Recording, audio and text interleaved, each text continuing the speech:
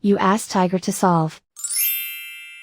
This deals with linear equations with one unknown. The final result is y equals 41/4.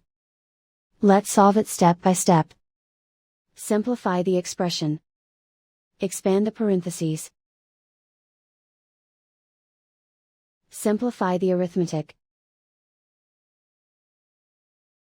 Combine like terms. Group all constants on the right side of the equation. Add 49 to both sides. Simplify the arithmetic.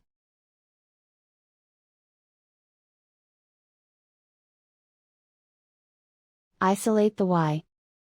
Divide both sides by 4. Simplify the fraction. And so the final result is y equals 41/4.